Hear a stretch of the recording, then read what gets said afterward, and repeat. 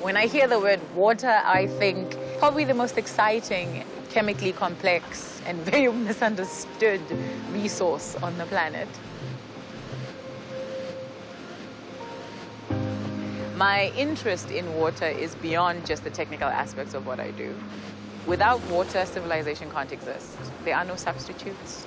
It's not like energy. We have to find a way to continue to use it well, to recycle it, to protect it, and to make it accessible for everyone.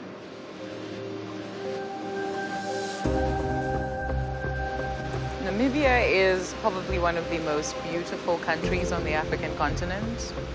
It has an abundance of resources, but it's a desert.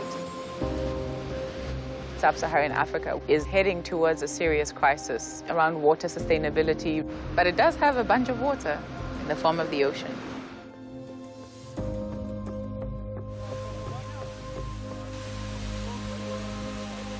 It's such a niche innovation area, especially because I think over the past couple of decades, the conversation around water is changing. And fundamentally, the focus for us is to develop technologies that are class-leading, that are implemented on the African continent, fit for purpose for African type of problems. Nafasi is a business with a very simple objective: to create solutions and partnerships and intervene within the water value chain to achieve the primary objective of keeping Sub-Saharan Africa's water resources sustainable. And the biggest challenge for us as a business is knowing where to start, right? Because the problem is so big. So we've chosen to start in extremely chemically polluted environments and the seawater desalination environment, and we're now moving into the wastewater reclamation space in the public sector. When we talk about the Witwatersrand gold mining areas, we've got 4 basins. Where we are is the Eastern Basin. Without water, we cannot live. Without water, of course, the environment itself won't exist. So it is a critical resource, and it is also an enabler, for economic development in the country as well. Johannesburg has a really interesting history. We call it the Gold Reef for a reason, but what that means is there are massive cavities underground, and it's become an underground reservoir. The danger with it is that it's a reservoir that is not clean. There's also a very large amount of metal, and in some instances, radioactive components. That is really the risk that we're trying to mitigate, is to prevent the water rising up to the point where it will start decanting, because then the impact to the environment will be huge.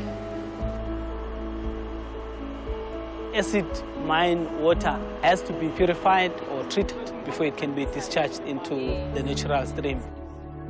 Currently, the plant is treating 93 million liters of water per day, and our target is 300 billion liters by 2030.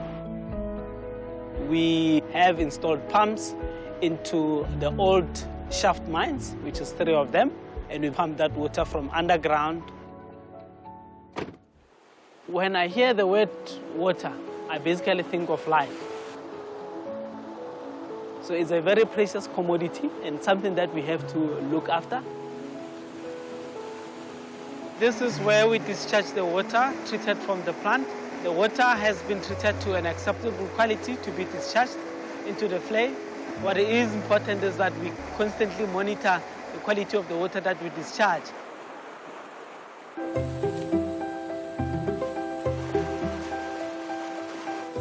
Growing up, I just thought water is from the rain.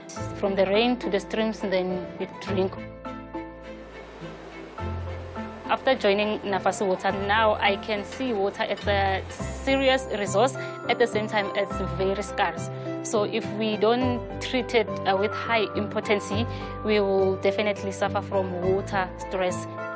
My role is corrective and preventive maintenance duties on equipment in order to minimize plant downtime. Whenever the plant needs me, I am there. I take full responsibility of the plant.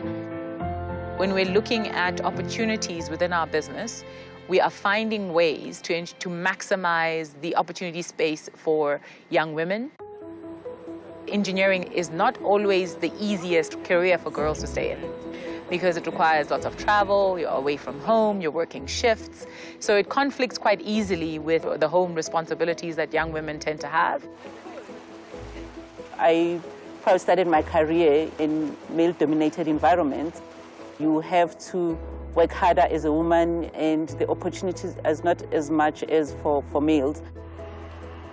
NAFAS is a women-led organization where we have about 44% women.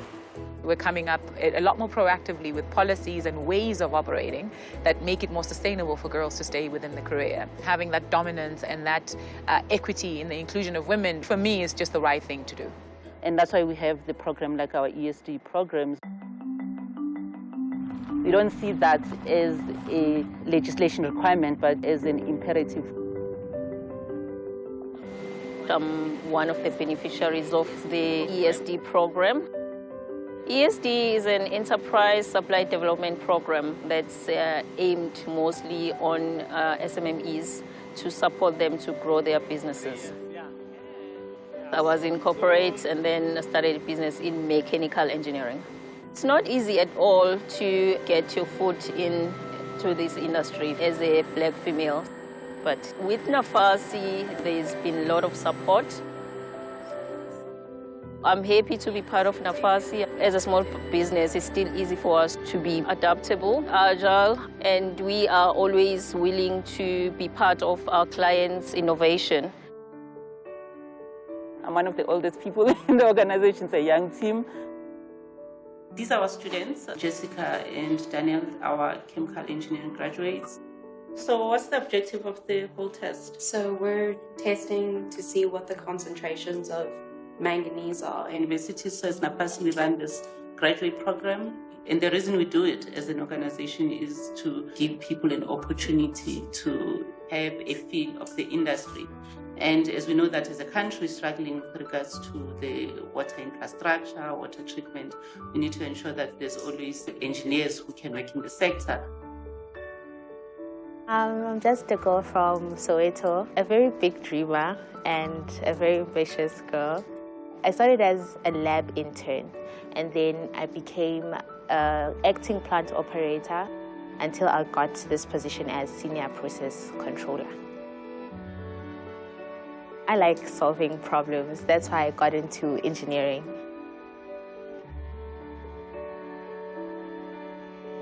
There's a whole magnitude of different skills, technology that all has to come together when you operate one of these plants. So NAFASI's done that exceptionally well over the last 10 years or 15 years, being able to pull together these different skill sets and make sure that the team hums as this like well-oiled machine in terms of making sure that these plants work the best that they can possibly work. We've been doing this for 13 years since we commissioned the Irongo desalination plant. It requires lots of innovation, lots of engineering time. So our intake line is 1.6 kilometers long, 10 meters below sea level, and we always get specialist divers in to inspect it. So you're currently busy with that? Yes, we continuously have to check the condition of the pipe. So we've always focused on membrane technology and really understanding how membranes work. Membranes really help us to separate out all the stuff that we don't want in the water at the end of the day. And because you have to always be on the cutting edge of water technology, what we've been focusing on more recently now in not only trying to separate out the stuff that we don't want in the water, but then finding value from what we're separating out. And there's some really good technology out there that enables you to access those minerals, that you can actually extract them and generate a different revenue stream. It is a lot of responsibility because of the impact of the plant or the project on the Irongo region and actually the whole nation. So every technology we apply, we have to look at sustainability. Water is life. So this is what you could say is a lifeline. The pipe on my right comes from the desalination plant, where 70% of the water is desal water. And the other 30% is from a natural aquifer. Without this, the economy would be stagnant. The whole region is dependent on the Irongo desalination plant.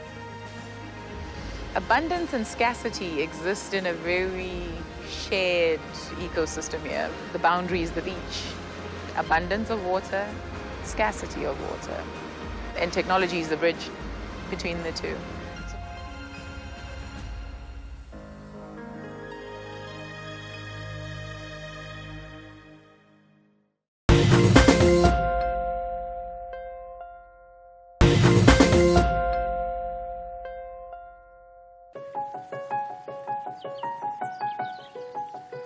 I've always loved science. I was always a curious child. I was curious about everything and anything. And so that drove me to decide to study the sciences in high school. And eventually I studied chemistry in university and ended up with a master's in chemistry. Currently in South Africa, we are in a water crisis situation with water quality. In the recent Department of Water Affairs Blue Drop report, they found that 51% of water service providers are not compliant when it comes to bacteria and other microorganisms. And 71% of them didn't meet the chemical requirements for the water to be regarded as safe. So we need solutions. And when I looked locally, I couldn't really find products that address that problem. So that inspired me to start the Chemistry Solutions Company. The Chemistry Solutions Company provides water testing solutions. Our kits test for bacteria as well as chemical contaminants found in drinking water. And we also offer testing for E. coli coliform bacteria, as well as the physical and chemical water properties. I wanted to bring my solution to a lot of people. And I started doing research on where can I put my products, how can I reach more clients. That's when I found out about Take a Lot. I applied and I started selling in 2021. And ever since, most of my sales are on Take a Lot. There's an onboarding platform. Once they've accepted you, they'll guide you through the process on how exactly you can sell your products, how to best present your products, how to pack your products. I love that I can help people have peace of mind. What I love the most is creating solutions that actually solve problems people are facing in their daily lives. Take a Lot Marketplace was launched in 2014 when we realized that we built a scalable platform and we can extend the services to the merchants that traditionally struggle with access to market. We started with about 20 sellers. Today we've got 8,000 trading sellers, but more than 10,000 registered small business trading on our platform. So the essence of it is making e-commerce accessible and easy for small businesses. Why Take a Lot is especially well geared to that is because I think we've ironed out all the problems. We've been at it for 12 years. We understand what the customer wants. We understand how to make processes easier. And that's why we're seeing so much growth on our platform. If you look at our economy, unfortunately, we've got stagnating growth in the country. And so the formal economy cannot generate enough jobs. So that's where small businesses come in, because they are still a way of people being meaningfully engaged and employed and being able to take care of themselves and their families. So I think small businesses actually play a vital role, specifically with regards to creating a more inclusive economy. I'm Noluyanda Hokwana. I am the co-founder and the managing director for Kamba Beer Works. Leto does the brewing, is the head brewer. We are a microbrewery. We make craft beers, but now we have ventured into making commercial beers because we're able to modernize the African beer that is drank by everyone who's a Nguni person and make it so that it can be drank by people everywhere. I come from a family that brews a lot. So I started making brews at home and then gave it to friends because I think it also reminded them of home. I was just doing it as a hobby. But then the big break came in 2016. We joined a co-op. So that's when everything started. That's when we had like the shiny tanks. That was the real deal. We've grown a lot from when we started, and right now we're currently at the waterfront. So that is the biggest growth. We make enough to keep afloat. So to be an entrepreneur, it takes a whole lot from a person. You kind of need your mental strength and you need support systems. It's all work, but when you get your invoices paid in bed, you're like, you know what, this is what I want. I always bought on Take-A-Lot, and then I saw that you can register as a seller. There's so much that we get from Take-A-Lot, selling on Take-A-Lot. It reaches everyone everywhere. We had a friend that stayed in Limpopo. He got our beer delivered there. So it had made things easier for us. The benefits to the Take-A-Lot marketplace are absolutely immense. Just think about it. So if you wanted to sell a specific product and you wanted to approach one of the major retailers to actually list your product, it's not very easy. It's actually quite a cumbersome and very difficult process. With the marketplace, this is where you've got much lower barriers to entry. One of the biggest challenges for a small business is access to market. So this has just blown that apart. I mean, like a person with a small little business can actually put their products on the platform and boom, 3.5 million customers actually see your products. It's incredible. Our workshop is in front. There are some guys who does partner beating at the back. So something exploded in the workshop, so the fire went onto the roof and moved on the roof to our section. So that's how the fire came, and the damage is enormous. We lose a lot of machineries and we lose a lot of stock. After the fire, it was difficult because everything that we've invested went. So all our tools, machines, everything burned. Name of the business is King Kong Leather, and we make bags. We do different type of bags: travel bags, backpacks, overnight, sling bags. At this moment, we are in a new space which we are renting, and it's for a few months. It was very difficult. We work day and night, everyone in the workshop, just to make sure that we get back to business. But we're glad that we can pick up those pieces and continue. But I'm someone that when things like that happen, I don't panic. I don't worry, because I look at it in a different way. I look at the positive side of it. We'll be starting again. We'll be greater than what we've lost. So there's more to come. We started selling Take-A-Lot. That's when we wanted to look other means of growing our business. To become a seller on the Take-A-Lot marketplace, it was easy. They helped us to list our product. In the space of a week, we were selling. So it was nice. It was amazing. Take-A-Lot marketplace really has helped our business because it just adds value to the business. You need to have a vision. You have to love what you do. And no matter what you want, through persistence, you can have it. Working with leather, you must give all yourself to it. We start early, we close late. I love everything about it. We have more than 10,000 small businesses on our platform and indirectly employing up to 30,000 people in South Africa. And if you think about the transaction, it's not just the merchant selling their product. It's the staff Take-A-Lot employee, but more so, it's the employment that's created on the peripheral of the seller, their packaging, who does their printing. So the ripple effect of what we see is wider than just Take-A-Lot. I'm Liesel Smurden. I am the founder of Curl Chemistry in Cape Town. I started in 2016.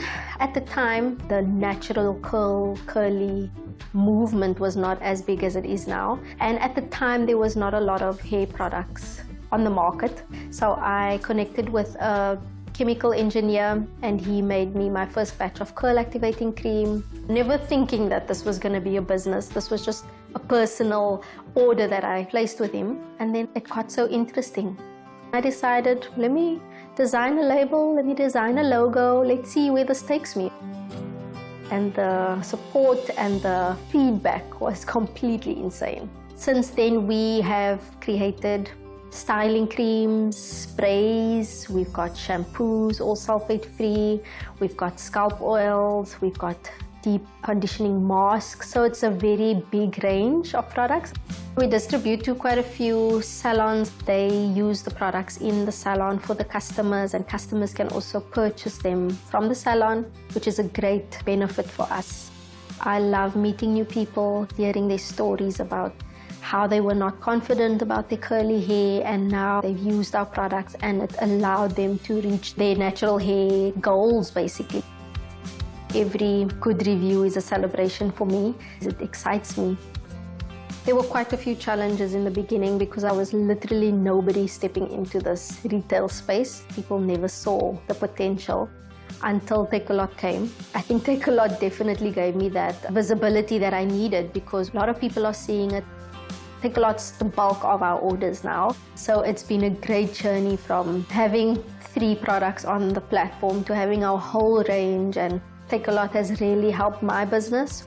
It's been a great journey on Takealot. The most successful small business entrepreneurs I've seen are the ones that have got an abundance mentality, that get up and they keep on trying. They fail, they pick themselves up and they keep on trying. And so I think those guys actually force inclusion. They include themselves. They don't wait to be invited to the table. They just get up there and grab a seat.